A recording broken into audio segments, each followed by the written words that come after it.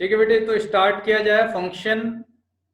तो आप देखिए, हम रिलेशन के बारे में ऑलरेडी पढ़ चुके हैं। रिलेशन में हमने क्या पढ़ा था? अगर हम रिलेशंस की बात करते हैं तो हमने रिलेशन में क्या देखा था कि relation is a subset of Cartesian product.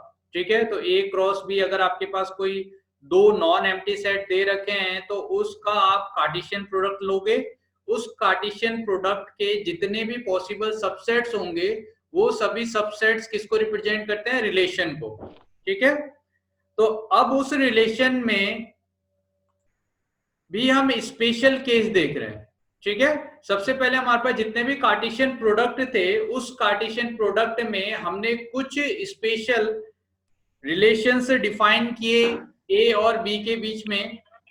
और अब हम क्या कर रहे हैं, जो हमारे पास रिलेशंस हैं उस रिलेशंस में भी कुछ स्पेशल केसेस और डिफाइन कर रहे हैं ताकि हमें फंक्शन। तो अगर हम डेफिनेशन 5 की बात करें तो क्या दिया है definition? A relation f from a set A to a set B is said to be a function if every element of set A has one and only one image in set B. ठीक है, क्या है definition? A relation f from set A to set B is said to be a function. कोई भी relation function कब बोला जाएगा? If every element of set A has one and only one image in set B। ठीक है बेटे, तो आप ये देखिए कि A क्रॉस B अगर हमारे पास कार्टेशियन प्रोडक्ट दिया था तो उससे हमने क्या किया था? रिलेशन फॉर्म किया था। और अगर आपको प्रीवियस एग्जांपल्स याद हैं तो हमने एक एग्जांपल ऐसा भी देखा था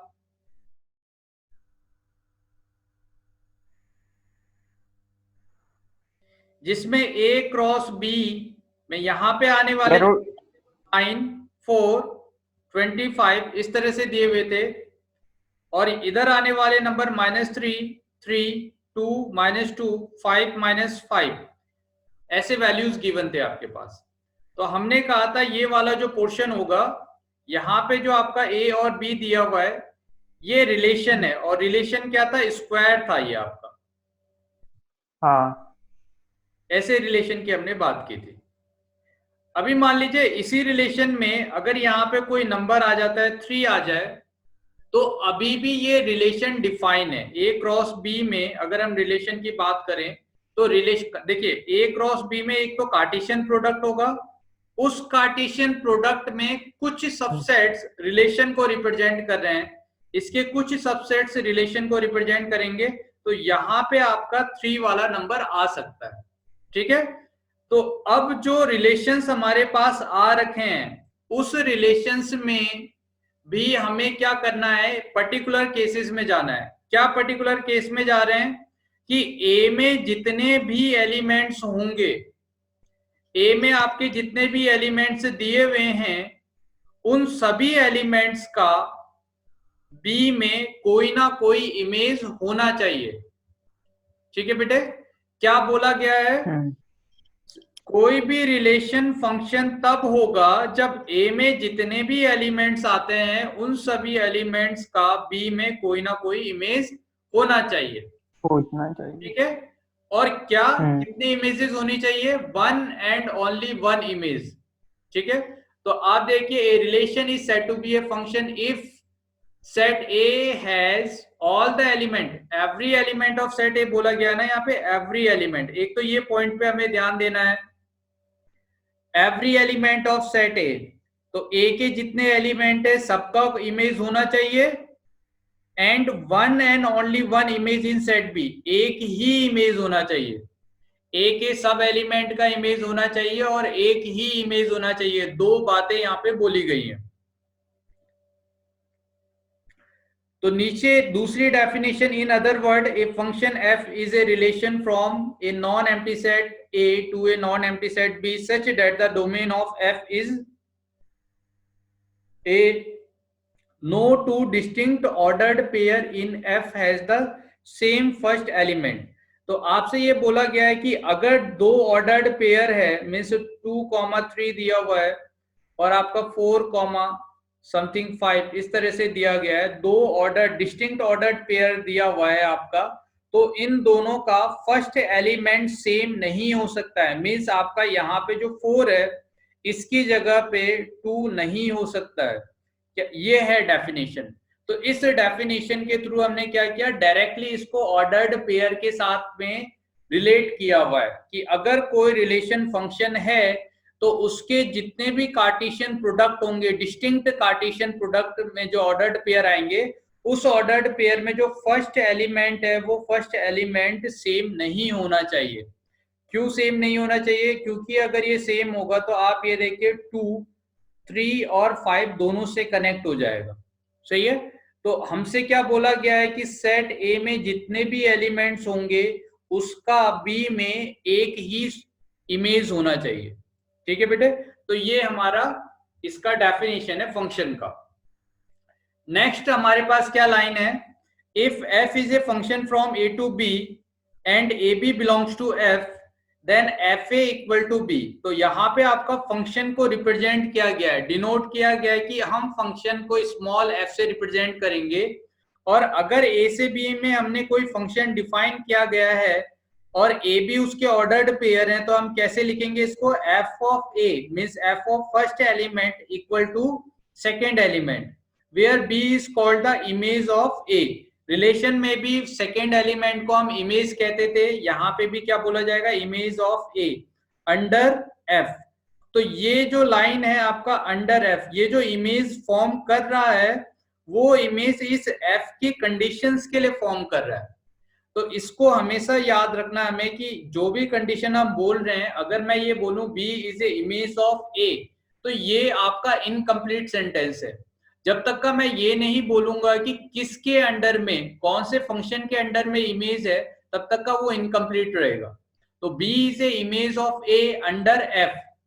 सेकेंड जो बात यहाँ पे बोली गई है, a is called the pre image of b। आपका फर्स्ट एलिमेंट प्री इमेज होगा, सेकेंड एलिमेंट क्या होगा, आपका इमेज होगा। नेक्स्ट हम बात करने जा रहे हैं इसमें, the function f from a to b is denoted by. अब देखिए किस तरह से हम फंक्शन को डिनोट करेंगे। तो f of f such that a to b, इसे क्या बोला जाएगा, f such that a to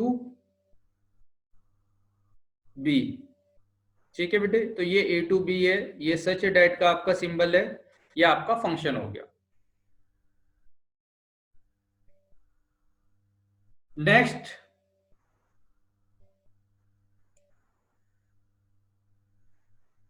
अब आपके पास यहां से इस पोर्शन में ये बोला गया है कि हमारा जो एग्जाम्पल 8 है वो फंक्शन नहीं है। ठीक है, और एग्जाम्पल 9 है वो भी फंक्शन नहीं है। तो आइए हम एग्जाम्पल 9 और 8 को देखते हैं। हमारा एग्जाम्पल 8 और 9 क्या है। तो अगर मैं 9 एग्जाम्पल को देखता हूं तो यहाँ पे मेरे पास 1 और 2 गिवन है, 3 और 4 दिया हुआ है। सेट ए में 1 2 एलिमेंट है, सेट बी में आपका 3 4 एलिमेंट है। तो जब मैंने ए क्रॉस बी लिया, ए क्रॉस बी लेने के बाद मेरे पास जो एलिमेंट्स आए हैं, अब मैंने क्या किया है, यहाँ से रिलेशन फॉर्म किया है। तो 1 को 3 से और 1 को 4 से कनेक्ट किया है, और 2 को 3 से और 2 को 4 से कनेक्ट किया हुआ है। तो आप ये देखिए यहाँ पे हर एक एलिमेंट, ए के हर एक एलिमेंट कनेक्ट तो हैं, मगर मोर देन 1 एलिमेंट से कनेक्ट हैं, या आपका 1 के मोर देन 1 इमेजेस है। तो इस केस में ये क्या होगा, आपका फंक्शन नहीं होगा। सेकेंड, आपका जो एग्जाम्पल 8 है, तो एग्जाम्पल 8 की अगर हम बात करें तो एग्जाम्पल 8 में भी आप देख रहे हो कि जो 9 है, 9 का क्यू सेट में 2 इमेजेस हैं, 3 और -3। तो जब भी आपका 2 इमेजेस इस तरह से फॉर्म किया जाएगा तो ये आपका रिलेशन तो होगा मगर फंक्शन नहीं होगा। तो फंक्शन होने के लिए सेट क्यू में आपका एक ही इमेज होना चाहिए। तो यहाँ पे आपका जो सेकेंड लाइन है, या तो आपका ये ना हो या ये हो, तो दोनों में से एक लाइन होनी चाहिए। सिमिलरली 25 5 और -5 में से किसी एक से कनेक्ट होना चाहिए, और 4 आपका -2 और 2 में से किसी एक से कनेक्ट होना चाहिए था, तब जाके ये हमारा फंक्शन होता। तो यहाँ पे आपका जो बेसिक पोर्शन दिया हुआ है कि again the relation example 8 is not a function because the element in the domain are connected to more than one image, एक से ज्यादा इमेज से कनेक्ट है। सिमिलरली एग्जांपल 9 के लिए इन्होंने बोला है और आपसे पूछा है वाई, कि वो फंक्शन क्यों नहीं होगा। तो उसका रिप्लाई मैं ऑलरेडी दे चुका हूं। तो अब हम बात कर रहे हैं एग्जांपल 10 की। Let n be the set of natural number. The relation R be defined on n such that R equal to xy such that y equal to 2x. xy belongs to natural number. तो आपसे कह रखा है what is the domain, codomain, range of relation. इस relation का domain, codomain और range क्या होगा और क्या ये रिलेशन फंक्शन है, इसकी हमें बात करनी है। तो अगर हम इसको ड्रॉ करते हैं, आप देखिए n is a set of natural number. तो नेचुरल नंबर के सेट में हमें बात करनी है जितने भी एलिमेंट आप x लोगे वो इस नेचुरल नंबर से लोगे, और रिलेशन क्या गिवन है, y इक्वल टू 2x। तो आप ये देखिए अगर मैं x का वैल्यू नेचुरल नंबर से स्टार्ट करूं तो आपका 1 से स्टार्ट करना पड़ेगा। तो अगर आपने x का वैल्यू 1 पुट किया है तो y का वैल्यू आपको 2 मिलेगा, x का वैल्यू आपने 2 पुट किया तो 4 मिलेगा, 3 पुट किया तो 6, 4 पुट करने पे 8। सिमिलरली इस तरह से आपका वैल्यू जाते रहेगा। मगर क्या है यहाँ पे हम क्या देखते हैं कि 1 2 से कनेक्ट है, 2 4 से कनेक्ट है, 3 6 से कनेक्ट है, 4 8 से कनेक्ट है। मीन्स ए में आने वाले जितने भी एलिमेंट्स होंगे वो बी में एक यूनिक एलिमेंट से कनेक्टेड है। ठीक है, तो हम यहां से क्या देखते हैं कि इसका डोमेन की अगर हम बात करें इस रिलेशन की, तो डोमेन आपका नेचुरल नंबर का जो सेट होगा वो होगा सेट ऑफ नेचुरल नंबर। अगर मैं इसके रेंज की बात करता हूं तो रेंज आपका से स्टार्ट होगा, y is belong to natural number कह सकते हैं, and y is greater than equal to 2। ठीक है, y नेचुरल नंबर होना चाहिए और 2 से बिलोंग करना चाहिए। तीसरी बात, क्योंकि आपका सेट सर y वाला मल्टीपल होगा ना 2 का, वही ये तो हाँ सर आपने मल्टीपल ही 1 2 है, 3 sorry sorry sorry, y belongs to, हाँ इसको डायरेक्टली हम लिख लेते हैं y belongs to n and multiple of 2। ठीक है, तो ये होगा। थर्ड इसमें दे रखा है कोडोमेन। तो कोडोमेन देखो आप यहाँ पे हम जो बात कर रहे हैं एक्स वाई सेट के लिए वो नेचुरल नंबर से नेचुरल नंबर में बात कर रहे हैं। तो यहाँ पे y बिलोंग टू क्या दे रखा है, n। तो आपका कोडोमेन क्या होने वाला है यहाँ से, नेचुरल नंबर। ठीक है, तो आपका n ही कोडोमेन होगा। तो हमारा ये रिलेशन है, इस रिलेशन का डोमेन नेचुरल नंबर हुआ, रेंज आपका मल्टीपल ऑफ 2 होगा और नेचुरल नंबर, और आपका कोडोमेन नेचुरल नंबर होने वाला है। फिर जब हमने इसका एरो डायग्राम फॉर्म किया तो इस एरो डायग्राम से हमें क्या समझ में आ रहा है कि 2 इसके जितने भी एलिमेंट है, मीन्स 1 2 3 4 जितने भी एलिमेंट होंगे वो सब बी से कनेक्टेड होंगे और उसका बी में एक सिंगल इमेज होगा, इसलिए क्या है, ये फंक्शन है। आया ना? ठीक है, तो अब हम एग्जांपल 11 की बात करें। Examine each of the following relation given below and state in each case given reason whether it is a function और नॉट। इसमें से कौन से फंक्शन हैं और कौन से फंक्शन नहीं है। तो फंक्शन होंगे या नहीं होंगे इसको चेक करने के लिए आपको क्या करना पड़ेगा, आपको अगर ये चेक करना है कि ये फंक्शन है या नहीं तो आप इसका एरो डायग्राम फॉर्म करोगे। तो अगर मैं फर्स्ट एग्जांपल की बात करता हूं तो फर्स्ट एग्जांपल में अगर मैं इसका एरो डायग्राम फॉर्म करूं तो आप देखो आपको क्या मिलने वाला है, 2 3 4 1 1 2। ठीक है बेटे, तो अभी सेट में आपके जो नंबर है वो रिपीट नहीं होते तो इसे हमने 1 लिख दिया। तो मुझे यहां से क्या मिला, भाई देखिए इस रिलेशन की अगर हम बात करते हैं तो 2 1 से कनेक्टेड है, 3 1 से कनेक्टेड है और 4 भी किससे कनेक्टेड है, 2 से। सही है, तो क्या ये मेरा फंक्शन होगा, इसकी बात कर रहे हैं हम। तो अगर केस 1 हाँ की बात करूं तो क्या ये फंक्शन होगा? हाँ सर होगा। हाँ बिल्कुल ये फंक्शन होगा। क्यों? क्योंकि हमारी डेफिनेशन में देखो, आपको क्या है ना, डेफिनेशन में कुछ बातें याद रखनी है। जैसे अगर इसी की जगह पे 2 3 4 और 1 और 2 इस तरह से अगर यहाँ पे 3 दिया होता, तो अगर मेरे पास इस तरह से कनेक्ट है, तो आप देखिए 3 के यहाँ पे मोर देन 1 इमेज है। तो हमसे ये बोला गया है कि एवरी हाँ element of set A must have image. Set ए में जितने भी एलिमेंट है उसकी इमेजेस होनी चाहिए। और और कितनी ये इमेज होनी चाहिए? एक सिंगल इमेज होनी चाहिए। सिंगल तो इमेज। यहाँ पे जितने भी एलिमेंट हैं उन सब की इमेज है और एक सिंगल इमेज है। तो इसलिए हमने क्या बोला कि ये जो हमारा सेट होगा, रिलेशन होगा, ये रिलेशन क्या होगा? आपका फंक्शन होगा। ठीक है। सेकेंड अगर हम एग्जाम्पल की बात करें तो सेकेंड एग्जाम्पल में आपका क्या दे रखा है? 2 2 2 4 3 3 4 4। तो इसका फिर से हम एरो डायग्राम फॉर्म करते हैं। तो आप देखिए 2 आएगा, 3 आएगा, 4 आएगा, और सेकेंड आपका 2 4 3 ये आने वाला है। तो अगर मैं एरो डायग्राम फॉर्म करता हूं तो आप देखिए 2 किससे कनेक्ट होगा? 2 से कनेक्ट होगा। 2 4 से भी कनेक्ट है, तो 2 के यहाँ पे मोर देन 1 इमेजेस है। अगर 3 की हाँ बात की जाए तो 3 3 से कनेक्ट है और 4 4 से कनेक्ट है। 4 से।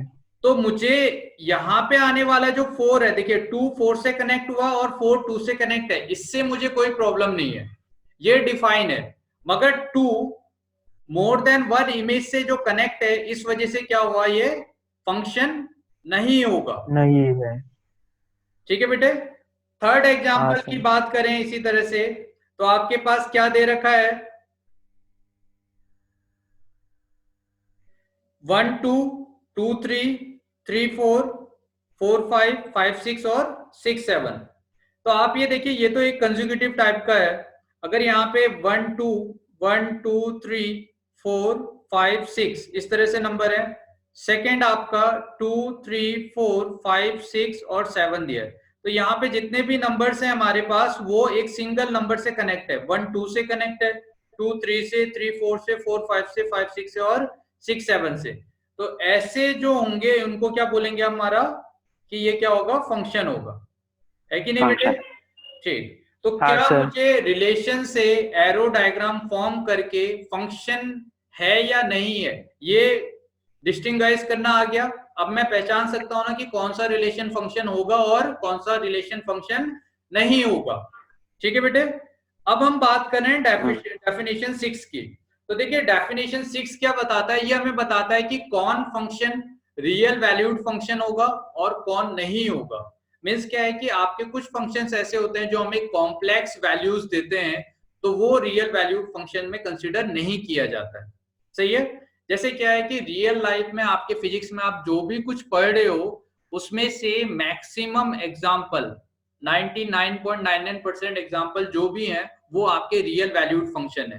मीन्स क्या, आप जो मोशन के बारे में पढ़ रहे हो, डिस्टेंस के बारे में, डिस्प्लेसमेंट के बारे में, सही है, टॉर्क के बारे में, फोर्स के बारे में, ग्रेविटेशन फोर्स, जितनी भी चीजें के बारे में पढ़ते हैं फिजिक्स में, वो सब रियल वैल्यूड फंक्शन होता है। बस हम क्या है, मैथ्स की जब बात करते हैं तो मैथ्स में हम क्या है, इमेजिनरी वर्ड में भी चले जाते हैं जब हम कॉम्प्लेक्स नंबर की बातें करते हैं। ठीक है। तो आप देखिए डेफिनेशन 6 की अगर हम बात करें तो डेफिनेशन 6 क्या कहता है कि a function which has either R or one of its subset at its range is called real valued function. ठीक है बेटे। तो आप देखो क्या बोला गया है कि अगर आपके फंक्शन का रेंज क्या दिया है, रियल नंबर हो या रियल नंबर का सबसेट हो, डोमेन की बात नहीं की गई है। आपका जो रेंज है इस लाइन में क्या दे रखा है कि अगर आपका रेंज रियल वैल्यू हो या रियल वैल्यू का सबसेट हो, तो उसे हम क्या बोलेंगे? Real valued function. Means real valued function का मतलब है वो रियल वैल्यू आपको देगा। सही है। दूसरी लाइन में क्या बोला गया है कि if its domain is also either R or a subset of R, it is called real function. तो रियल वैल्यूड फंक्शन अलग है, रियल फंक्शन अलग है। रियल वैल्यूड फंक्शन वो है जो आपको रियल वैल्यू दे रहा है, एज ए आउटपुट आपको रियल वैल्यू मिल रहा है, तो उसको हम क्या बोलेंगे, रियल वैल्यूड फंक्शन। सेकेंड है आपका रियल फंक्शन। तो रियल फंक्शन के लिए आपका डोमेन भी रियल होगा और आपका रेंज भी रियल होना चाहिए। तो अगर डोमेन रेंज दोनों रियल है तो आपका रियल फंक्शन होगा, अगर बस आपका रेंज रियल है तो रियल वैल्यूड फंक्शन होगा। चलिए एग्जांपल 12 की बात करें। Let n be the set of natural number, define a real valued function. तो अगर n आपका नेचुरल नंबर गिवन दे रखा है, n आपका नेचुरल नंबर है, तो आपको रियल वैल्यूड फंक्शन यहाँ पे डिफाइन करना है। अब क्या दिया है, f such that natural number two natural number. तो बेटे अब ना हम इसके हैबिचुअल होने चाहिए कि अब हम जितने भी फंक्शंस होंगे उसे सेट के फॉर्म में हम ऐसे रिप्रेजेंट करेंगे, f of n to n। तो यहाँ पे जो फर्स्ट n है वो आपका डोमेन को रिप्रेजेंट करता है, सेकेंड n जो है वो आपका कोडोमेन को रिप्रेजेंट करता है, और यहां से जो सेट ऑफ fx होगा तो fx की जितनी भी वैल्यूज होंगे वहां से आपको रेंज मिलने वाला है। तो आप देखिए यहाँ पे आने वाला जो वैल्यू है ये हमेशा कोडोमेन को रिप्रेजेंट करेगा, ये रेंज नहीं बताता है। ठीक है, रेंज आइदर इसका सबसेट होगा या n के इक्वल होगा, और रेंज का वैल्यू आप कहां से कैलकुलेट करोगे, fx से कैलकुलेट करोगे। ठीक है बेटे, तो अब देखते हैं हमारा, देखिए यहाँ पे फंक्शन क्या दिया है, fx equal to 2x plus 1। तो इस डेफिनेशन का अगर हम यूज करते हैं तो अगर मैं x की जगह 1 पुट करूंगा तो 1 पुट करने पे मुझे 3 मिल जाएगा, अगर मैं 2 पुट करूंगा तो 5 मिलेगा। तो ये आपका ऑड नंबर का डेफिनेशन है, तो यहां से आपको 7, 9, 11, 13 और 15 मिलने वाला है। तो ये वैल्यूज हमें यहाँ से मिल जाएगा। तो अब जो मेरे पास ये वैल्यूज मिले हुए हैं, तो आप देखिए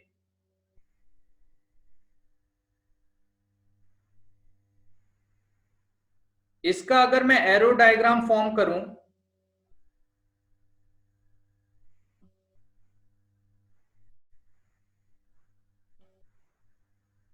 तो क्या मिलेगा, 1, 2, 3, 4, 5, 6 और 7। यहाँ पे आने वाले नंबर आपके 3, 5, 7, 9, 11, 13, 15। तो आप देखेंगे कि अगर ये फंक्शन है तो हर एक एलिमेंट का एक सिंगल इमेज होगा। तो आप ये देखिए यहाँ पे जितने भी एलिमेंट है उसका एक सिंगल इमेज है।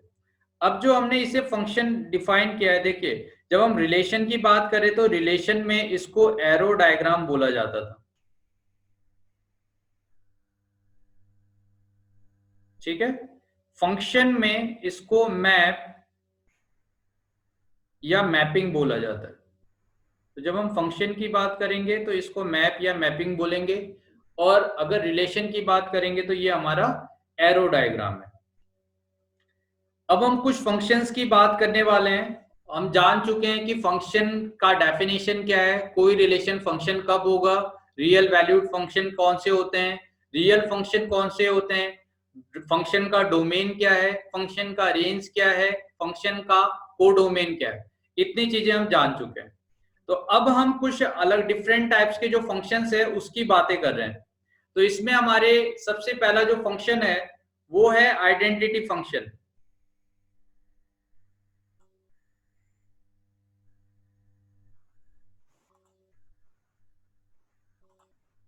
एक सेकेंड बेटे,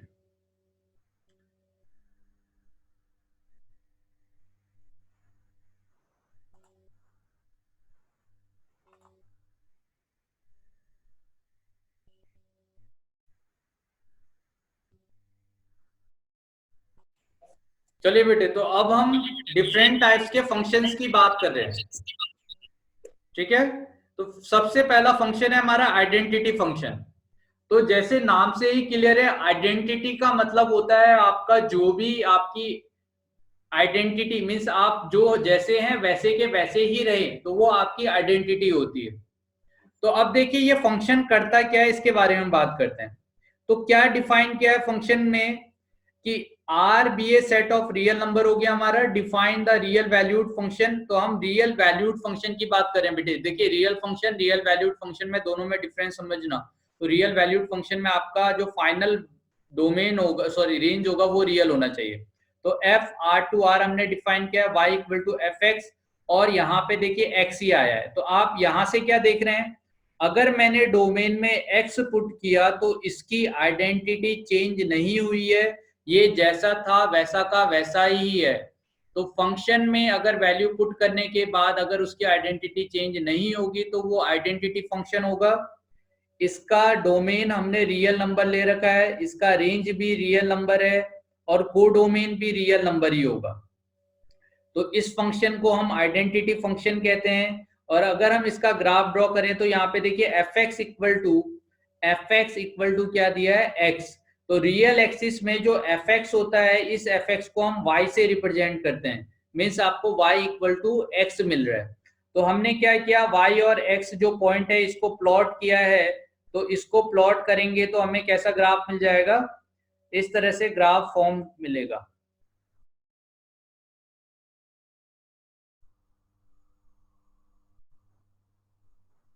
तो आप ये देखिए यहाँ पे 6,6, 4,4 और 2,2 इस तरह से हमने वैल्यू पुट किया।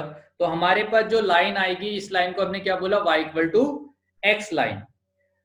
कुछ कुछ बातें हमें यहाँ से सीखना है। अगर हम स्ट्रेट लाइन की बात करें तो स्ट्रेट लाइन में हमने क्या सीखा था कि इसका जो एंगल होगा टेन थीटा इक्वल टू 1 होगा, 1 मीन्स होगा, इसका 45। होगा y equal to m x से ये 1 हो जाएगा, और टेन थीटा इक्वल टू 1 है, मीन्स थीटा इक्वल टू आपका कितना होने वाला है, 45, 45। है ना। तो इसका स्लोप 45 हो जाएगा हाँ जी। आइडेंटिटी फंक्शन का, और y f x equal to x हो गया। तो ये देखिए इसका ग्राफ की बात करें तो इसका ग्राफ क्या है, graph is a straight line, ठीक है, which is passes through the origin. Next origin. हमारे पास जो फंक्शन है कांस्टेंट फंक्शन। फर्स्ट था आइडेंटिटी फंक्शन, जो चेंज नहीं होगा, उसकी आइडेंटिटी हमेशा मेंटेन रहेगी।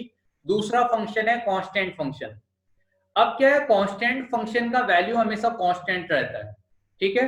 मीन्स आपका what ever be the value of x, आपका एक्स का वैल्यू कुछ भी हो, आपका डोमेन कुछ भी रहे, वाई का जो वैल्यू होगा वो फिक्स रहेगा, वो नहीं चेंज होने वाला। जैसे इसके लिए मैं एक एग्जांपल देता हूं। जैसे कई बार क्या होता है, मान लीजिए आपका आपके घर में जो फैन है, उस फैन का रेगुलेटर मान लीजिए खराब हो गया। तो जब तक का रेगुलेटर सही से काम करता है तो आप उसकी स्पीड चेंज कर सकते हो, इंक्रीज डिक्रीज कर सकते हो। मगर आप ये सोचिए, अगर रेगुलेटर खराब हो जाता है तो हमारा जो फैन है वो एक ही स्पीड में मूव करेगा, सही है। तो उस केस में वो एक कांस्टेंट फंक्शन में कन्वर्ट हो चुका है। सिमिलरली जब हम गाड़ी चलाते हैं, कई बार आपने मूवी में देखा होगा कि ब्रेक फेल हो जाता है। तो जब ब्रेक फेल हो जाता है तो जो स्पीड होती है वही स्पीड रहेगी, ठीक है, अनटिल एंड अनलेस अगर वो किसी से उसका कोलिजन नहीं होगा तो, ठीक है। तो हम क्या, वैसे तो देखिए यहाँ पे फ्रिक्शन वाला कंसेप्ट भी आ जाता है। तो फ्रिक्शन की वजह से कंटिन्यूसली स्पीड आपका धीरे धीरे कम होते जाएगा। मगर अगर नहीं हो तो स्पीड हमेशा उसकी मेंटेन रहेगी। तो ऐसे फंक्शंस को हम कांस्टेंट फंक्शन कहते हैं। मींस आपका ओवरऑल जो वैल्यू है, आउटपुट है, वो फिक्स रहेगा, वो चेंज नहीं होने वाला, ठीक है। तो आप ये देखिए क्या दिया हमारे पास definition, y equal to F X where F x equal to C. तो ये जो c है वो कांस्टेंट के लिए हमने यूज कर रखा है कि इसका वैल्यू आपका कांस्टेंट होगा। तो आपका जो x है वो वेरी कर रहा है, x आपका कुछ भी हो सकता है, यहाँ पे आने वाला x कुछ भी हो सकता है, मगर y का वैल्यू जो है, y का जो वैल्यू वो फिक्स रहेगा, और ये वैल्यू आपका c है, ठीक है। तो ये लाइन जो होगी, जब भी आपको कोई कांस्टेंट फंक्शन मिलेगा तो वो क्या होगा, पैरेलल टू x एक्सिस होगा हमेशा। तो इफ y इक्वल टू, इसे y इक्वल टू x लिखिए, या आप एफ एक्स इक्वल टू सी लिखिए, ऐसे फंक्शन को हम कांस्टेंट फंक्शन कहते हैं। तो बेटे प्रीवियस ईयर में इस पे एक क्वेश्चन पूछा गया था। आपका जो क्वेश्चन था वो fill in the blanks type का था, ठीक है। क्वेश्चन में क्या दिया हुआ था कि if a function is always has rational values, if a function has always rational values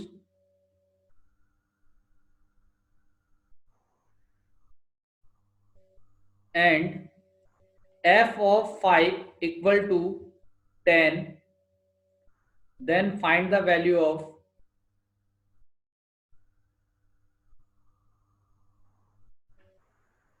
f of -5। ठीक है बेटे, तो इस तरह से आपसे क्वेश्चन पूछा गया था। अब देखिए क्या बोला गया है कि a function has always rational values, always rational values. सही है। अब मान लीजिए इसके अलावा ना मैं कोई दूसरे फंक्शन की बात करते हैं, जैसे हम आइडेंटिटी फंक्शन की बात करते हैं। तो आप देखिए आइडेंटिटी फंक्शन में क्योंकि इसका जो डोमेन है वो रियल नंबर से रियल नंबर जा रहा है, तो क्या रियल नंबर के सेट में इरेशनल नंबर भी आएंगे, आएंगे कि नहीं? तो रियल नंबर के सेट में हमारा इरेशनल नंबर भी आएंगे। तो आप देखिए अगर एफ एक्स इक्वल टू इस एक्स की जगह पे मैंने √3 पुट किया, तो ओवरऑल y का वैल्यू भी आपका √3 आएगा। मींस इस केस में आपका आने वाला जो आउटपुट है वो इरेशनल भी हो सकता है, क्योंकि फाइनली आपका जो आउटपुट है वो तो रियल नंबर है। तो इस पूरे लाइन में आपके इरेशनल नंबर भी होंगे। दूसरी बात, अगर आप कोई एक पोर्शन लेते हो, मीन्स आप क्या करिए, यहां से एक छोटा सा पोर्शन ले लीजिए इसका। तो अगर मैं एक इस पोर्शन से यहां तक का लूंगा तो इस पोर्शन के बीच में आपके पास इनफाइनाइट नंबर्स होंगे। जैसे हम बोले कि एक लाइन पे इनफाइनाइट पॉइंट्स होंगे, सिमिलरली इस रियल नंबर लाइन पे यहां से यहां तक का आपके इनफाइनाइट इरेशनल नंबर्स भी होंगे। सही है। अब मैं दो नंबर के बीच में इनफाइनाइट इरेशनल नंबर डिफाइन कर सकता हूं।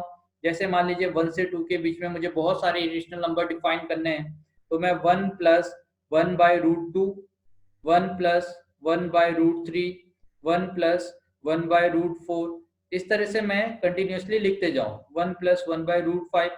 तो आप देखिए यहाँ से आपका कंटिन्यूसली इनफाइनाइट तक का आप 1 से 2 के बीच में इरेशनल नंबर लिख सकते हो। इट मीन्स दो इंटीजर के बीच में इनफाइनाइट इरेशनल नंबर हैं। तो इसका मतलब अगर आपका कर्व, ये जो ग्राफ है, ये ग्राफ आपका 1 से 2 तक का भी वेरी करता है, तो यहाँ पे बहुत सारे अनडिफाइंड इरेशनल नंबर्स आने वाले हैं। मगर क्या बोला गया हमसे क्वेश्चन में कि if a function has always rational values and f of 5 equal to 10, इस तरह से दिया है, f ऑफ -5 की वैल्यू पूछी गई है। तो आप ये देखिए कि अगर ये हमेशा रैशनल वैल्यूज लेगा, इसका मतलब आपका ग्राफ जो है वो एक डायरेक्शन में, कांस्टेंट डायरेक्शन में जाना चाहिए, वो वेरी नहीं करना चाहिए। अगर कोई भी ग्राफ इतना भी टिल्ट हो रखा है तो इसका मतलब है यहाँ से इसके बीच में बहुत सारे इरेशनल नंबर्स आएंगे। सही है। तो इसका मतलब आपका जो ग्राफ है वो टिल्ट नहीं होना चाहिए। तो एक ही पॉसिबिलिटी बचती है हमारे पास कि आपका ग्राफ क्या होना चाहिए, सीधे स्ट्रेट लाइन में जाना चाहिए, पैरेलल टू एक्स एक्सिस। ठीक है। तो इस क्वेश्चन का जो आंसर था वो आपका क्या था, कांस्टेंट ग्राफ होगा। और अगर कांस्टेंट ग्राफ होता है तो इसका जो वैल्यू है आपका वो वैल्यू फिक्स रहेगा एफ एक्स का। तो f ऑफ -5 भी किसके इक्वल होगा, आपका 10 के इक्वल हो जाएगा। तो बेटा ये क्वेश्चन आपका दिया हुआ था। सबको समझ में आया? हाँ सर। चलिए अब नेक्स्ट हम बात कर रहे हैं पॉलिनोमियल फंक्शन। तो पॉलिनोमियल फंक्शन के बारे में बात करने से पहले हम पॉलिनोमियल की डेफिनेशन जान लेते हैं। फंक्शन तो बाद में आएगा, पहले पॉलिनोमियल। तो हम क्या जानते हैं कि any algebraic expression is said to be a polynomial if its degree and its power, सही है, power of variables are non negative integer. इसके जो पावर, जितने भी वेरिएबल्स आ रहे हैं यहाँ पे, इन सभी वेरिएबल में जो पावर होनी चाहिए वो पावर कैसी होनी चाहिए, नॉन नेगेटिव इंटीजर। एक तो नेगेटिव नहीं होनी चाहिए, दूसरी बात इंटीजर होनी चाहिए। तो फ्रैक्शन भी नहीं हो सकता। क्या क्या नहीं हो सकता यहां से, नेगेटिव नहीं हो सकता, फ्रैक्शन नहीं हो सकता, इरेशनल नंबर नहीं हो सकता। ठीक है बेटे, तो ये सब नहीं होने चाहिए। तो जब भी आपका नेगेटिव पावर होता है या फ्रैक्शन होता है, सही है, तो या इरेशनल नंबर होता है, तो हम क्या कहते हैं इसको कि ये रेडिकल है। जब भी आपके पास x की पावर 1/2 हो गया, x की पावर -1/2 हो गया, सिमिलरली इस तरह से, तो इसको हम क्या बोलेंगे कि ये क्या है, रेडिकल्स है। ठीक है। तो आप देखिए ये है पॉलिनोमियल की डेफिनेशन। अब कोई भी पॉलिनोमियल फंक्शन कब होगा उसकी बात कर रहे हैं हम। तो पहली बात तो फंक्शन की डेफिनेशन को सेटिस्फाई करना चाहिए कि domain for a single domain, जितने भी डोमेन में आने वाले वैल्यूज हैं उसके लिए आपका क्या होना चाहिए, रेंज में एक यूनिक इमेज फॉर्म होना चाहिए। ठीक है, अब देखिए क्या दिया है पॉलिनोमियल फंक्शन में, a function f R to R is said to be a polynomial function if for each value of R, R में जितने भी वैल्यूज आ रहे हैं उसके लिए मेरा जो फंक्शन है वो क्या होगा, non negative, where n is non negative integer, और ये दिया हुआ है। ठीक है, तो इसके जो वैल्यूज होंगे वो यूनिक वैल्यू देना चाहिए। ठीक है, जो आपका फंक्शन की डेफिनेशन को सेटिस्फाई करना चाहिए। तो अब देखिए नीचे हम बात कर रहे हैं the function defined by f x equal to x cube minus x square plus 2। सही है, तो हमने एक फंक्शन यहाँ पे डिफाइन किया है पॉलिनोमियल फंक्शन, जो क्या है X cube minus x square plus 2। Second आपका जो फंक्शन है वो क्या दिया है, G X equal to X to the power 4। ये पावर को देखिए रूट 2 दिया है मगर एक्स की पावर यहाँ पे 1 है, तो यहाँ पे आपका जो पावर है वो नॉन नेगेटिव इंटीजर आ रहा है, तो इस वजह से आपका ये क्या होगा, पॉलिनोमियल फंक्शन होगा। ठीक है, अब इसके बाद कौन से पॉलिनोमियल फंक्शन नहीं होंगे उसके बारे में भी आपको बताया गया है। तो आप अगर एग्जांपल 1 देखोगे तो h x equal to x की पावर 2/3, तो फ्रैक्शन नहीं होना चाहिए, जो वेरिएबल है उसकी जो पावर है वो फ्रैक्शन नहीं होना चाहिए, तो इसको हम क्या बोलेंगे कि ये आपका पॉलिनोमियल फंक्शन नहीं होगा। क्यों नहीं होगा ये आपसे पूछा है, तो मैं ऑलरेडी बता चुका हूं कि क्यों नहीं होगा, क्योंकि फ्रैक्शन नहीं होना चाहिए। नेक्स्ट हम बात कर रहे हैं एग्जांपल 13 की, define the function f R to R by y equal to F x equal to x square x belong to R, complete the table. तो हमें टेबल कंप्लीट करना है, तो करते हैं चलो। F x equal to x square है, तो आप देखिए एक्स का वैल्यू अगर -4 होगा तो एक्स स्क्वायर आपका कितना हो जाएगा 16। एक्स अगर आपका -3 होगा तो -3 का होल स्क्वायर करेंगे तो 9, इसी तरह से -2 का होल स्क्वायर 4, -1 का होल स्क्वायर 1, 0, सिमिलरली 1 4 9 और 16। तो आप ये देखिए जितने ये जो वैल्यूज हैं इन सभी वैल्यूज को अगर मैं पुट करता हूं, ठीक है, तो मुझे किस तरह का ग्राफ मिलने वाला है, क्योंकि यहाँ पे आपका जो वैल्यू है 1 और 1 मीन्स -1 और 1 के लिए, तो यहाँ पे आपका जो -1 होगा -1 पे और -1 पे, दोनों पे वैल्यू सेम आ रहा है।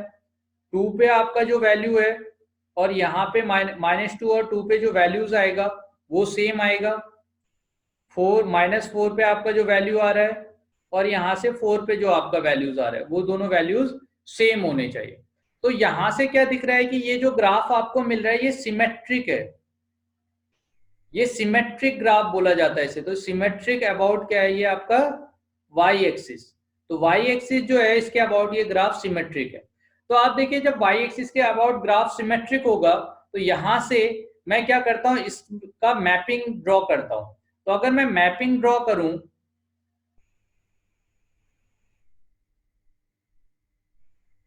तो -4 -3 -2 -1 0 1 2 3 4 समथिंग इस तरह से ले लेते हैं। यहाँ पे क्या आने वाला है 16 9 4 1 0। तो आप ये देखिए -4 16 से कनेक्ट है और जो आपका 4 है वो भी 16 से कनेक्ट है। सेकेंड आपका -3 और 3 ये किससे 9 से कनेक्ट है। -2 और 2 4 से कनेक्ट है, -1 1 से कनेक्ट है, 1 से कनेक्ट है और आपका 0 0 से कनेक्ट है। ठीक है बेटे, तो आप क्या देख रहे हो यहाँ पे, आप देखिए कि क्या -4 और 4 के लिए एक सिंगल इमेज है 16, -3 और 3 के लिए एक सिंगल इमेज है 2 और -2 इसके लिए एक सिंगल इमेज है, -1 के लिए 1 सिंगल इमेज है और 0 के लिए एक सिंगल इमेज है। ठीक है बेटे,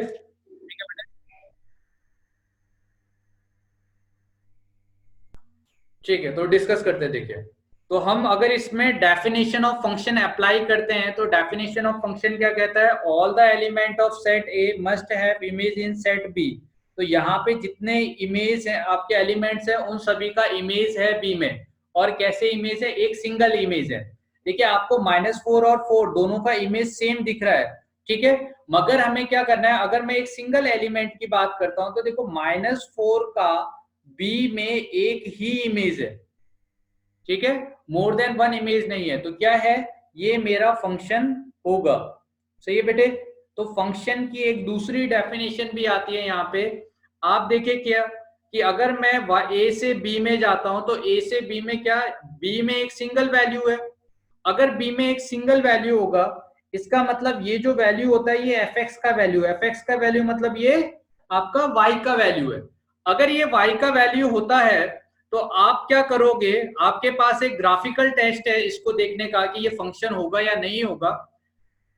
तो आपको क्या करना है, draw a line which is parallel to x axis. आप एक्स एक्सिस के पैरेलल एक लाइन ड्रॉ कीजिए। अगर आप एक्स एक्सिस के पैरेलल एक लाइन ड्रॉ करेंगे और ये फंक्शन को एक सिंगल पॉइंट पे इंटरसेक्ट करेगा, अगर ये एक सिंगल पॉइंट पे इंटरसेक्ट करेगा तो हम क्या बोलेंगे कि ये फंक्शन होगा। सही है। तो आप ये देखिए यहां पे आपका जो फंक्शन है, यहाँ पे एक सिंगल वैल्यू पे इंटरसेक्ट कर रहा है, यहाँ पे एक, सॉरी इस तरह से मत ड्रॉ कीजिए, आप हॉरिजॉन्टल वर्टिकल लाइन ड्रॉ कीजिए। आप एक वर्टिकल लाइन ड्रॉ करो तो आपको एक सिंगल पॉइंट पे इंटरसेक्ट करता हुआ मिलेगा, तो इसलिए हम क्या बोलेंगे, ये फंक्शन होगा। अगर मॉडुलस फंक्शन की बात करें, देखो f x equal to something, या आपने ये लिया हुआ है अभी एक्स स्क्वायर लिया हुआ है, इसी तरह से आपका मॉडुलस फंक्शन भी नीचे आने वाला है। सही है। तो हम क्या बोल रहे हैं इसको कि ये आपका क्या होगा, फंक्शन होगा। ठीक। अब एक दूसरा एग्जांपल लेते हैं जो फंक्शन नहीं होगा, तो देखते हैं क्या। ये देखो ये क्या है आपका, f x equal to x square है या y equal to x square, ये मेरा फंक्शन था। सेकेंड एग्जांपल की हम बात करें यहाँ पे, अगर आपके पास x equal to y square दिया हुआ है, ठीक है, या आपका y equal to plus minus √2 given है, √x गिवन है, ठीक है बेटे। तो जब आप इसका होल स्क्वायर करोगे तो इसका होल स्क्वायर करने पे आपको यही मिलने वाला है, x equal to y square. सही है। तो x equal to y square का अगर मैं ग्राफ ड्रॉ करूं तो इसका जो ग्राफ होगा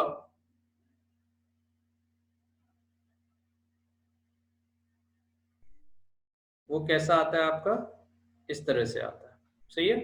तो आपको क्या करना है, यहाँ पे देखो मैंने इस तरह से क्यों बनाया, for a single value of x, x की आप एक सिंगल वैल्यू लो, ठीक है, मैंने 4 लिया, तो यहां से आपको y की दो वैल्यू मिलने वाली है, एक +2 एक -2। सिमिलरली अगर मैं इसका वैल्यू 9 लेता हूं तो y का दो वैल्यू मिलेगा 3 और -3। मीन्स अगर मैं इसका क्या करूं, मैपिंग ड्रॉ करता हूं, तो आप देखो यहाँ पे x का वैल्यू 4 है, ये आपका y का वैल्यू हो गया, x का वैल्यू 9 है, 2 -2 3 और -3। तो क्या मेरा जो 4 है वो 4 का मोर देन वन इमेज है, 9 का मोर देन वन इमेज है। तो अगर मोर देन वन इमेज होगा तो हम क्या बोलेंगे, ये फंक्शन नहीं होगा। नहीं। हाँ, तो इस केस में देखिए सबका एक सिंगल इमेज है, यहाँ पे भी एवरी एलिमेंट ऑफ सेट ए में जितने एलिमेंट है उन सभी का कोई ना कोई इमेज तो है, मगर इमेज होने के साथ साथ मोर देन वन इमेज है। तो आपका वर्टिकल टेस्ट मेथड क्या कहता है कि अगर मैं कोई लाइन ड्रॉ करूं, कोई भी लाइन ड्रॉ करता हूं जो पैरेलल टू क्या होगा आपका, वाई एक्सिस होगा। तो अगर पैरेलल टू वाई एक्सिस आपने कोई लाइन ड्रॉ की है और वो मेरे फंक्शन को मोर देन वन पॉइंट पे इंटरसेक्ट करे, तो मोर देन वन पॉइंट पे इंटरसेक्ट करेगा तो क्या नहीं होगा, ये फंक्शन नहीं होगा। अगर मेरे ग्राफ को क्या करे, मोर देन वन पॉइंट पे इंटरसेक्ट करे। सिमिलरली अगर मैं सर्कल की बात करूं तो सर्कल सबको पता है, अगर मैं सर्कल ड्रॉ करता हूं, देखिए अगर मैं सर्कल ड्रॉ करूंगा तो क्या होगा, आप वर्टिकल टेस्ट मेथड यहाँ पे अप्लाई करने की कोशिश कीजिए। मैंने एक लाइन ड्रॉ किया तो ये इसे मोर देन वन पॉइंट पे इंटरसेक्ट कर रहा है, वर्टिकल लाइन। तो अगर मोर देन वन पॉइंट पे इंटरसेक्ट कर रहा है तो मेरा जो सर्कल है ये फंक्शन नहीं है, circle is not a function.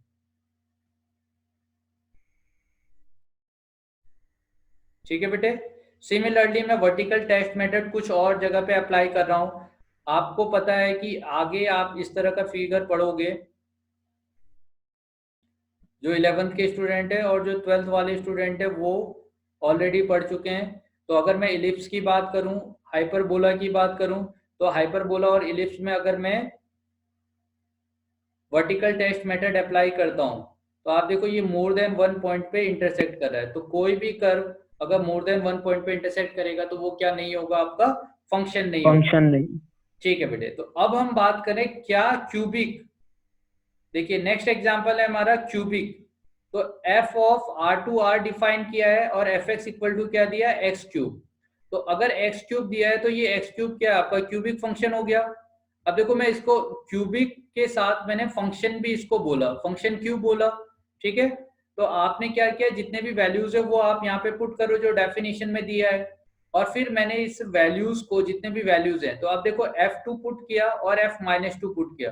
तो एक ने मुझे 8 दिया, दूसरे ने मुझे -8 दिया, एक ने मुझे 3 दिया और -3 वाला वैल्यू -27 हो गया। तो आप देखिए क्या होता है कि अगर कोई फंक्शन मेरे पास दिया है fx, कोई fx function equal to something दिया है, मान लीजिए जो भी आ रहा है यहाँ पे वैल्यू, जैसे अभी x क्यूब टाइप का आ रहा है, अगर यहाँ पे x को -x से रिप्लेस करने पे आपका जो वैल्यू होगा, तो ओवरऑल वैल्यू में बस इतना चेंज हुआ कि ये निगेटिव हो गया है।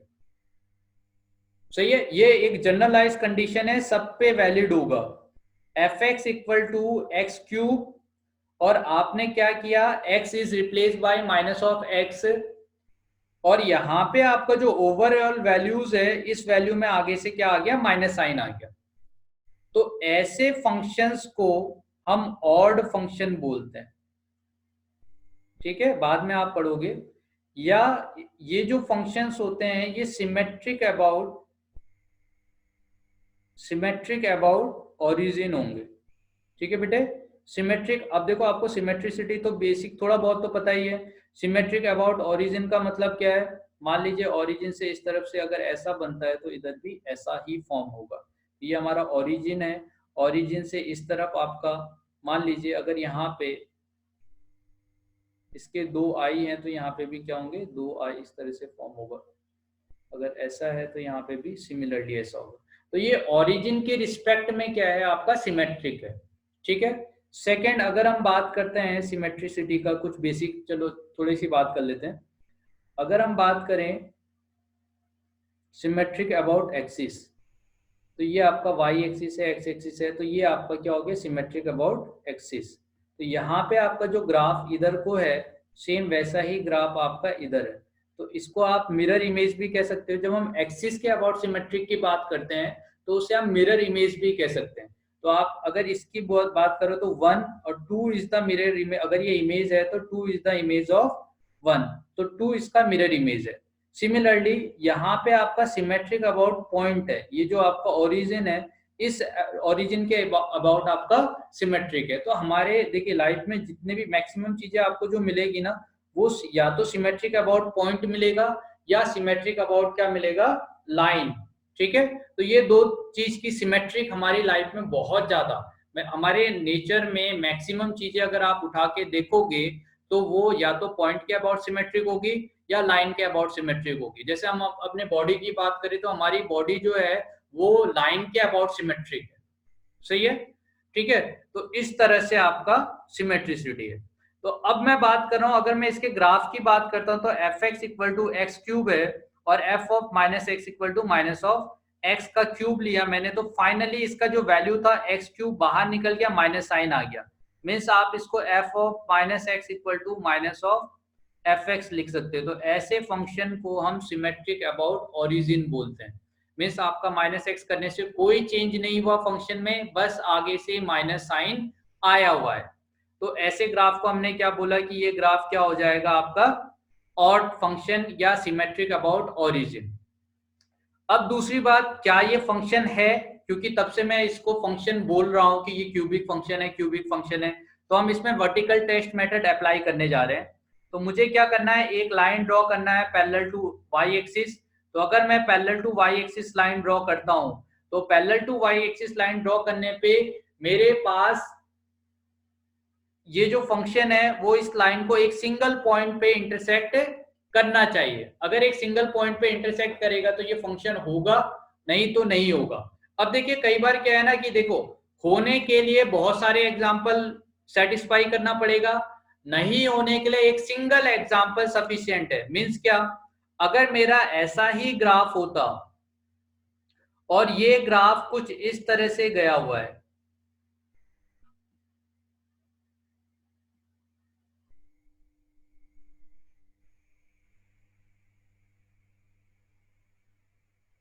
अब बेटे इसको देखना, अगर मेरा इस तरह से कोई ग्राफ गया हुआ है तो ऐसे ग्राफ को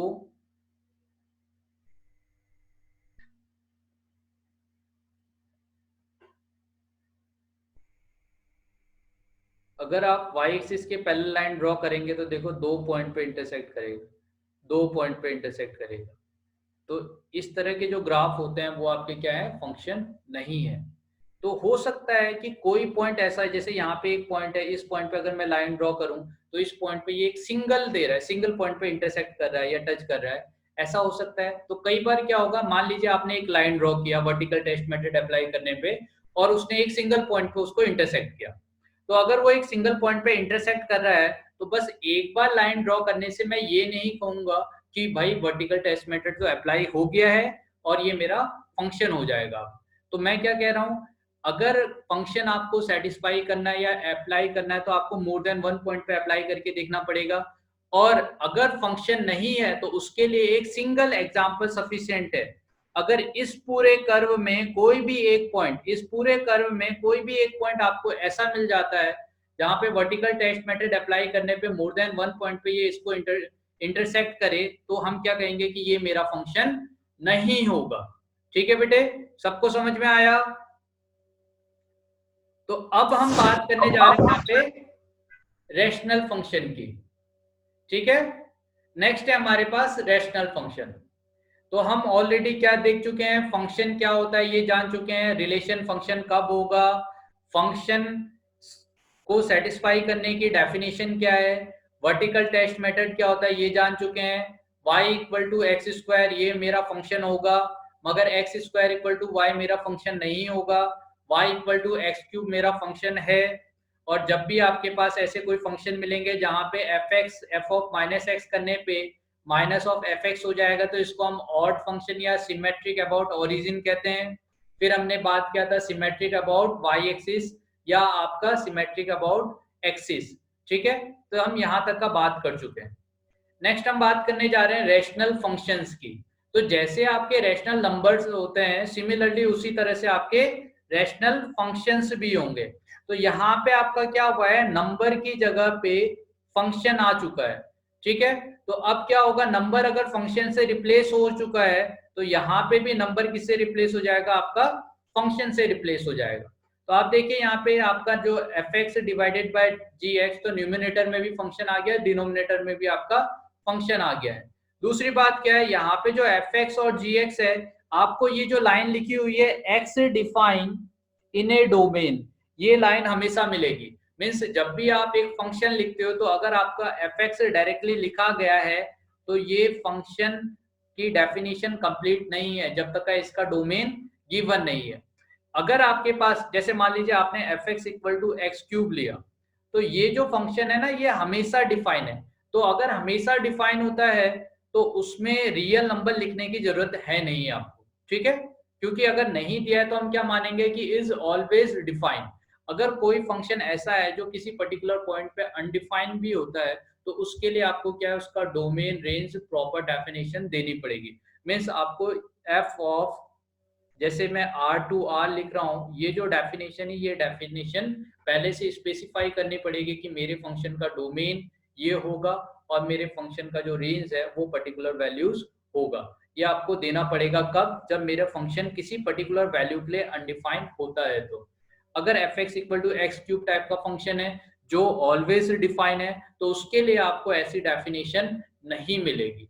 ठीक है, तो उस केस में हम ये एज्यूम कर लेंगे कि भाई ये हमेशा डिफाइन है।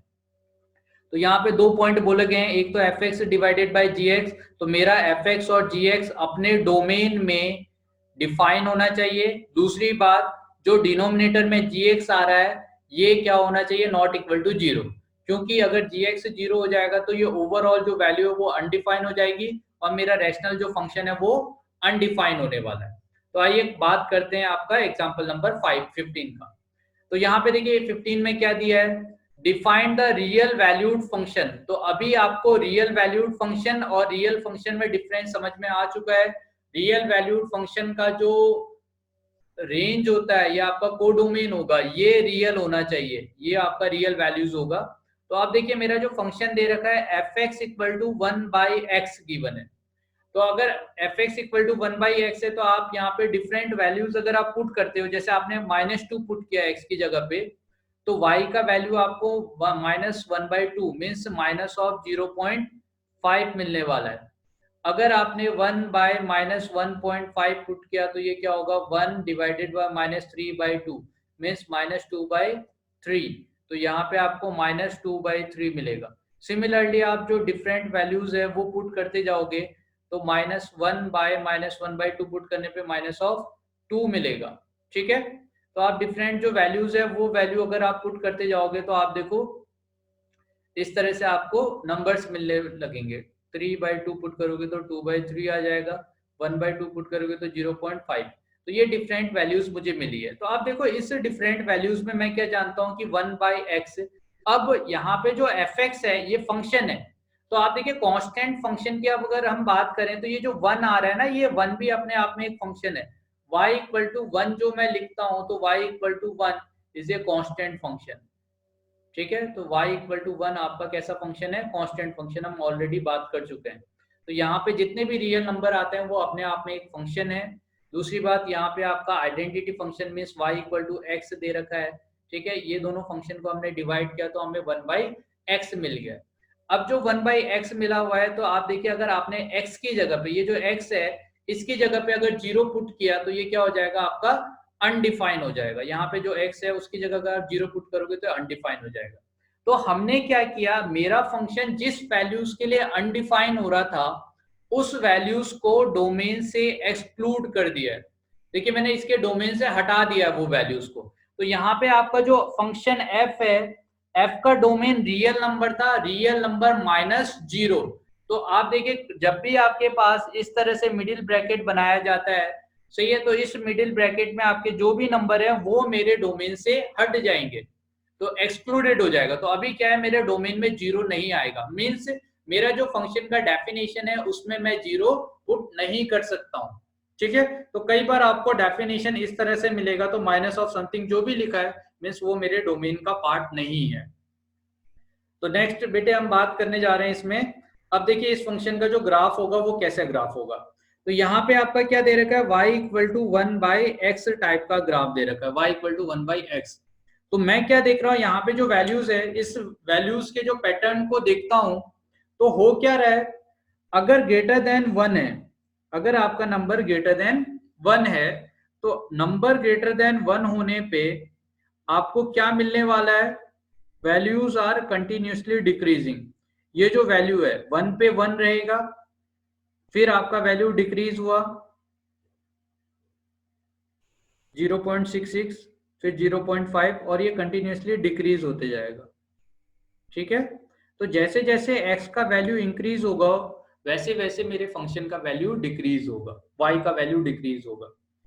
नेक्स्ट हम बात कर रहे हैं 0। मान लीजिए यहाँ पे अगर 0 कहीं पे होता तो 0 पे तो अनडिफाइन है, उसके बाद कंटिन्यूसली जैसे 0 से 1 तक का, तो 0 से 1 रेंज के बीच में क्या होने वाला है, आपका वैल्यू 0 पे जैसे ही मैं 0 पुट करता तो इन्फिनिटी होता, अनडिफाइन होता, और 0 से 1 तक का आपका वैल्यू इन्फिनिटी से 1 के पास जा रहा है।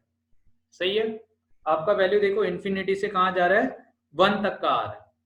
फिर अगर आप लेफ्ट हैंड साइड की बात करोगे तो लेफ्ट हैंड साइड में आपका क्या हो रहा है,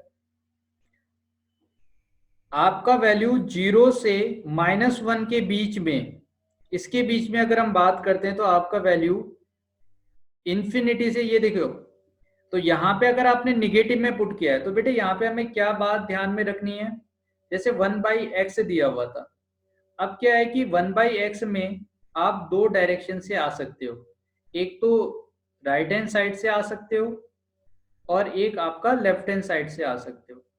तो अगर आप राइट हैंड साइड से आ रहे हो तो यहाँ पे x का वैल्यू क्या कर रहे हो आप, -0.66 जैसे मान लीजिए 0 0 0 0 0 0 0 1 ऐसे मैंने वैल्यू पुट कर दिया, तो ये आपका 1 0 0 0 0 0 0 0 समथिंग इस तरह से होगा।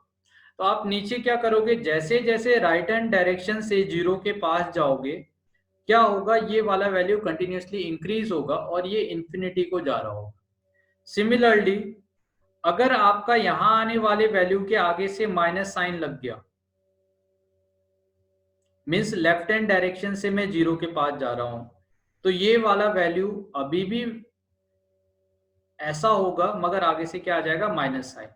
इट मीन्स अगर आप लेफ्ट हैंड डायरेक्शन से जा रहे हो तो आपको माइनस इन्फिनिटी मिलने वाला है, और अगर आप राइट हैंड डायरेक्शन से जीरो के पास जा रहे हो तो आपको इन्फिनिटी मिलने वाला है। तो आप देखिए यहाँ पे अगर मैं -1 से जीरो की डायरेक्शन पे जाऊंगा तो यहाँ पे माइनस इन्फिनिटी मिलेगा, और राइट हैंड डायरेक्शन से आऊंगा तो इन्फिनिटी मिलने वाला। फिर माइनस इन्फिनिटी से -1 जैसे ही हुआ, इसका वैल्यू -1। अब हम जानते हैं कि more negative number is less than less negative number, तो आपका क्या हुआ, यहाँ से वैल्यू कंटिन्यूसली डिक्रीज हो रहा है।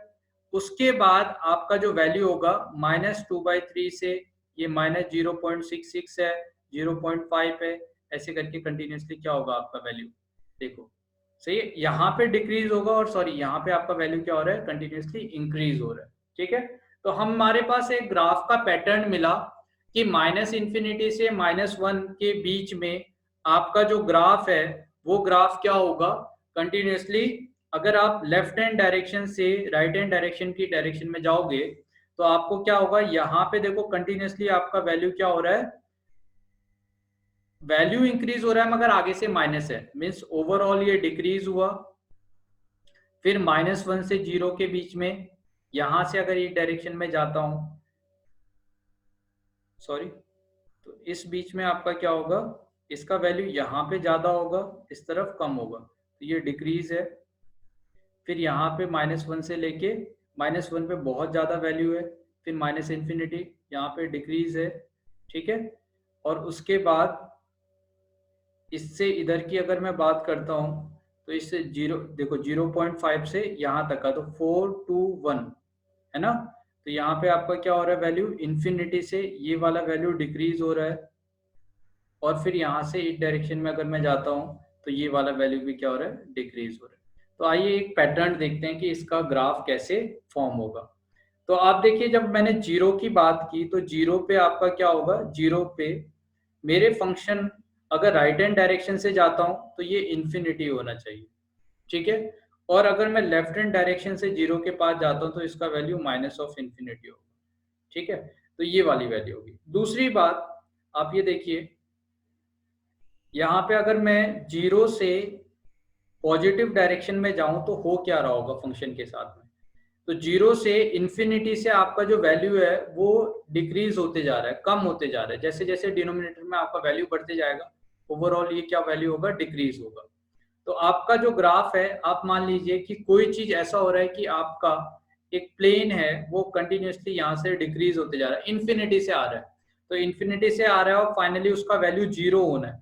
तो आपको देखो एक यहाँ से कोई चीज आएगा और ऐसे करके डिक्रीज होते होते पैरेलली क्या होगा, जीरो की डायरेक्शन में जाएगा, मगर कभी ये जीरो भी नहीं हो सकता। क्यों नहीं हो सकता, क्योंकि इन्फिनिटी कभी आने वाला है नहीं, वो अचीव होगा नहीं कभी। तो ये लाइन क्या होगा, parallel to x axis move करेगा। सेकेंडली -इन्फिनिटी से अगर मैं इसकी ग्राफ की बात करता हूं तो ये वाला ग्राफ भी सेम ऐसे ही जाएगा। अब आप इस ग्राफ का नेचर देखोगे तो आप देखो ये जो ग्राफ है, क्या मैं इसको सिमेट्रिक अबाउट ओरिजिन कह सकता हूं, तो ये ग्राफ मेरा सिमेट्रिक अबाउट ओरिजिन है। ठीक है, एक तो सिमेट्रिक अबाउट ओरिजिन होगा, क्यों हुआ, क्योंकि मेरा जो ग्राफ का डेफिनेशन था वो fx = 1/x है, और x की जगह पे अगर आपने -x पुट किया तो आपको फाइनली क्या होगा, -1/x मीन्स आपको -(fx) मिल जाएगा। तो आप देखिए हमारा ऑड फंक्शन की डेफिनेशन या आपका सिमेट्रिक अबाउट ओरिजिन को सेटिस्फाई कर रहा है। दूसरी बात, आपका जो ग्राफ है, ये जो ग्राफ आप देख रहे हैं, इस ग्राफ को हम क्या बोलते हैं, क्या ये रेक्टेंगुलर हाइपरबोला टाइप का ग्राफ है, तो बाद में आप कोऑर्डिनेट में इसके बारे में पढ़ोगे, और 12th वाले तो पढ़ ही चुके हैं, रेक्टेंगुलर हाइपरबोला। हाइपरबोला y क्या इक्वल टू बेटे? x तो y ये इक्वल टू हमारा कांस्टेंट रेक्टेंगुलर हाइपरबोला है, मीन्स आपका y equal to 1/x type का है, तो इसको हम x y y equal equal to 1 constant. है ना बेटे। तो ये हमारे हाँ रेक्टेंगुलर तो हाइपरबोला होगा। सही है। अच्छा, इसी के साथ साथ हम पैरेलली एक और ग्राफ की बात कर लेते हैं।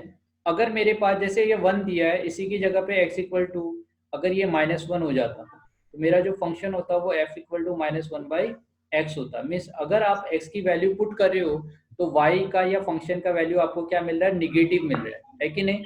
x का वैल्यू पॉजिटिव पुट करने पे आपको अगर फंक्शन का वैल्यू निगेटिव मिले, तो अगर x का वैल्यू पॉजिटिव पुट करने पे फंक्शन का वैल्यू निगेटिव मिले तो आपका ग्राफ यहाँ पे ऐसा हो जाएगा और इस तरह का ग्राफ होगा। तो ये जो ग्राफ मैं बना रहा हूँ, जो ग्रीन पेन से आपको दिख रहा है, वो y इक्वल टू -1/x का ग्राफ है, और जो ये ग्राफ ड्रॉ किया है वो y इक्वल टू 1/x का ग्राफ है।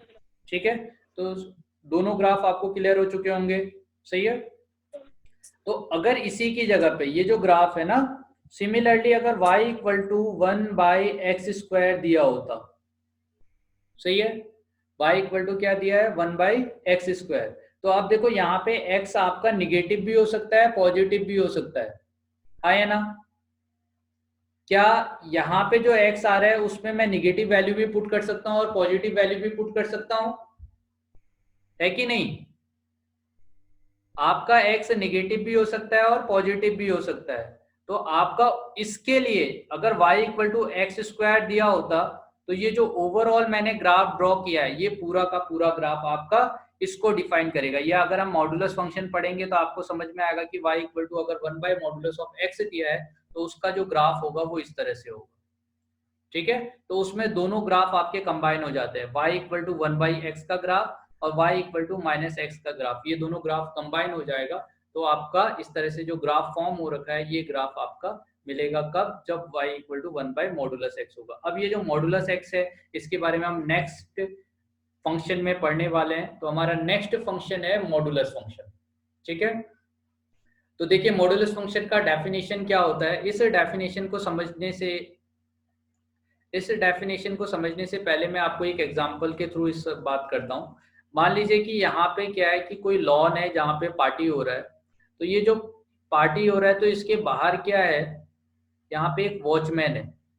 तो ये जो वॉचमैन है, ये वॉचमैन का काम क्या है कि जितने भी विजिटर्स आ रहे होंगे, वो क्या होगा? उस विजिटर को देखेगा, अगर उसके पास पार्टी का पास होगा तो वो उसको जाने देगा, अगर पार्टी का पास नहीं होगा तो वो उसको रोक देगा।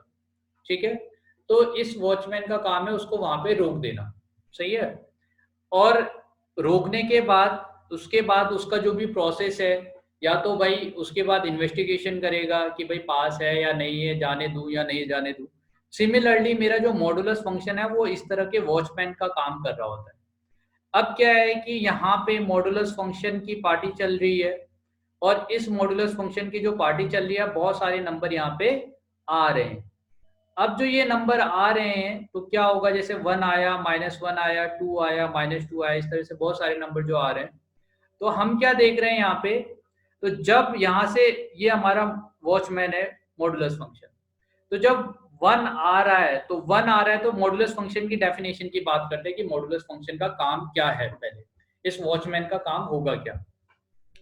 तो देखिए क्या दे रखा है, the function f of r2r defined by fx equal to modulus x for each x belong to r is called a modulus function.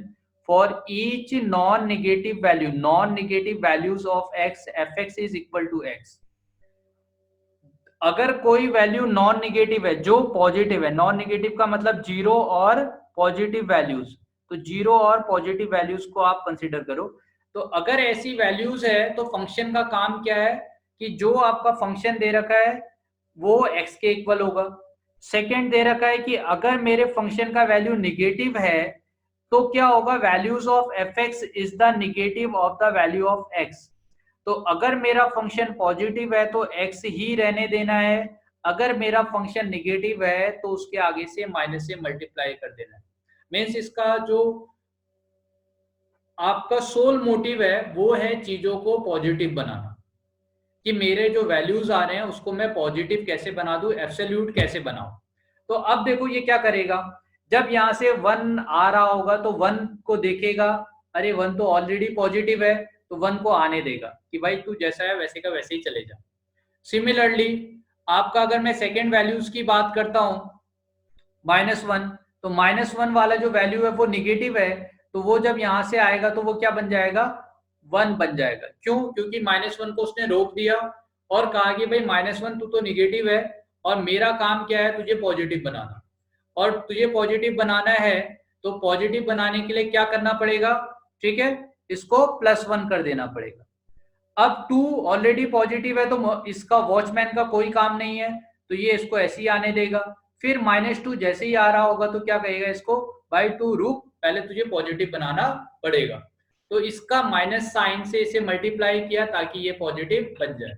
ठीक है, हम माइनस साइन किसी मॉडुलस से हटा नहीं सकते, तो ये मॉडुलस की डेफिनेशन है। तो क्या है, अगर पॉजिटिव है तो ऑलरेडी एक्स ही रहने देगा, निगेटिव है तो उसके आगे से माइनस से मल्टीप्लाई कर देगा ताकि ओवरऑल ये जो वैल्यू है वो पॉजिटिव बन जाए या एब्सोल्यूट हो जाए। ठीक है, इसी सिलसिले में हम ये बात करते हैं जो आपका -(x) है। देखिए -(x) में हम कोई ऑपरेशन से मल्टीप्लाई कर सकते हैं, मगर मैथ्स में हमारे पास ऐसा कोई ऑपरेशन नहीं है कि मैंने क्या बोला कि सर जो -(x) है इस x में मैं क्या करूं, यहाँ पे जो माइनस साइन है ना वो माइनस साइन को हटा दूं। ठीक है, तो माइनस साइन हटाने जैसा हमारे पास कोई प्रोसेस नहीं है। ठीक है, हमारे पास ऐसा कोई प्रोसेस नहीं है कि मैं इसके आगे से माइनस साइन हटा दूंगा, तो ये रॉन्ग सेंटेंस है। हम क्या करेंगे, इस अगर ये x निगेटिव है तो इसको हम माइनस से मल्टीप्लाई कर सकते हैं। तो यहाँ पे x आपका निगेटिव था तो माइनस से मल्टीप्लाई किया ताकि ये पॉजिटिव बन जाए। तो ये मेरा होल मोटिव है इसका। अब देखो क्या है कि मैं अब इसका ग्राफ अगर हम ड्रॉ करें तो हमारे पास दो लाइन आई, एक तो y equal to x line मिला है, दूसरा y equal to -x line मिला है। तो y equal to x line तो आपका आइडेंटिटी फंक्शन है, तो मैंने क्या किया, आइडेंटिटी फंक्शन का ग्राफ ड्रॉ कर दिया। तो ये आपका x है, ये y है, तो हमने क्या किया, दोनों को ज्वाइन करके आइडेंटिटी फंक्शन का ग्राफ बना दिया। सिमिलरली x और y, तो अभी x अगर पॉजिटिव, देखो यहाँ पे x अगर निगेटिव होगा तो y का वैल्यू अभी भी पॉजिटिव है, तो जो वैल्यू मेरा 2 के लिए आ रहा था वही वैल्यू मेरा -(2) के लिए भी आएगा। ठीक है, क्योंकि y इक्वल टू क्या है आपका, मॉडुलस ऑफ x है, तो x 2 भी हो सकता है, -2 भी हो सकता है, मगर ओवरऑल जो फंक्शन का वैल्यू यहाँ पे आने वाला है, देखिए यहाँ पे दो ही वैल्यू मिल रहा है आपको, एक 1 मिल रहा है, एक 2 मिल रहा है, मगर यहाँ पे कितने वैल्यूज आए थे, 4, तो 2 और -2 को दोनों को इसने 2 बना दिया, 1 और -1 को इसने क्या बना दिया, 1 बना दिया। तो y equal to modulus of x वाला जो वैल्यू है ये क्या है आपका, दोनों के लिए सेम वैल्यू देगा। तो यहाँ देखिए 2 और -2 के लिए सेम वैल्यू आ रहा है। सिमिलरली 4 की अगर मैं बात करता हूं तो 4 पे और -(4) पे यहाँ पे भी दोनों का वैल्यू सेम आएगा। तो आप क्या देख रहे हैं कि आपका जो ग्राफ है, इस ग्राफ को मैं क्या बोलूंगा, सिमेट्रिक अबाउट y एक्सिस। तो ये आपका y एक्सिस के अबाउट क्या है, ग्राफ सिमेट्रिक है बेटे, सही है। तो आप जैसा ग्राफ इधर आ रहा है वैसे ही ग्राफ आपका राइट हैंड साइड में आ रहा है और लेफ्ट हैंड साइड में आ रहा है, सेम ग्राफ। तो आप ये देखिए, अब मॉडुलस फंक्शन में मुझे ये समझ में आ गया कि x का वैल्यू पॉजिटिव भी हो सकता है और निगेटिव भी हो सकता है। अब हम जाते हैं ऊपर जो हमने डेफिनेशन पढ़ा था y इक्वल टू 1/x का। तो y इक्वल टू देखो 1/x है, तो यहाँ पे x पॉजिटिव ही रहेगा, निगेटिव भी हो सकता है, तो नीचे इधर ग्राफ आएगा। मगर y इक्वल टू अगर 1/मॉडुलस ऑफ x होता, ठीक है, तो अब आपका x क्या होगा, हमेशा पॉजिटिव होगा।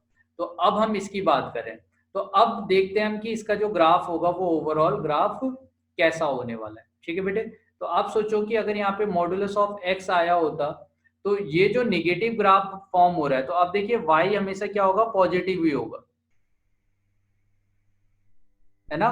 तो यहाँ पे y इक्वल टू 1/x का ग्राफ पहले यहाँ पे ऐसे फॉर्म किया था हमने और ये फॉर्म किया हुआ था, तो क्योंकि x मेरा निगेटिव था, मगर जब आप इसकी वैल्यू देखोगे तो 1/मॉडुलस x, तो x यहाँ पे निगेटिव नहीं हो सकता है। अगर निगेटिव होगा भी तो ओवरऑल जो फंक्शन की वैल्यू है वो पॉजिटिव हो जाएगी। तो आप सोचो अगर आपने यहाँ पे -1 पुट किया तो y का वैल्यू 1 हो जाएगा। सिमिलरली अगर यहाँ पे -1 पुट किया तभी भी 1 होगा। तो जो ग्राफ यहाँ पे नीचे आ रहा है, डिनोमिनेटर में आ रहा है, तो ये ग्राफ यहां से कहां पे शिफ्ट हो जाता है, ऐसे। सही है। क्या दिया है, y इक्वल टू 1/मॉडुलस x की बात कर रहे हैं हम, तो y इक्वल टू 1/मॉडुलस x का जो ग्राफ होगा, क्योंकि x आपका देखो पॉजिटिव, x आपका पॉजिटिव और निगेटिव हो सकता है, मगर ओवरऑल जो y है वो हमेशा ऑलवेज पॉजिटिव होगा। ठीक है, यहाँ पे अगर आप बात करते तो x अगर पॉजिटिव निगेटिव होगा तो अकॉर्डिंगली आपका y का वैल्यू पॉजिटिव और निगेटिव होगा। अगर x पॉजिटिव है तो y का वैल्यू भी पॉजिटिव होगा। ठीक है, और x अगर निगेटिव है तो y का वैल्यू भी निगेटिव, इसलिए x पॉजिटिव होने पे y पॉजिटिव, x निगेटिव होने पे y निगेटिव, ऐसा हुआ। सिमिलरली y इक्वल टू 1/मॉडुलस x की बात करें तो x पॉजिटिव होने पे भी y पॉजिटिव, x नेगेटिव होने पे भी y पॉजिटिव। तो इस तरह का आपका ग्राफ फॉर्म होगा, किसके लिए, अगर मैं y इक्वल टू 1/मॉडुलस ऑफ x की बात कर रहा हूं तो हमारा ग्राफ ऐसा आने वाला है बेटे, इस तरह से ग्राफ फॉर्म होगा। तो अब हमने मॉडुलस फंक्शन और रेसिप्रोकल जो फंक्शन था इन दोनों को भी कनेक्ट कर लिया।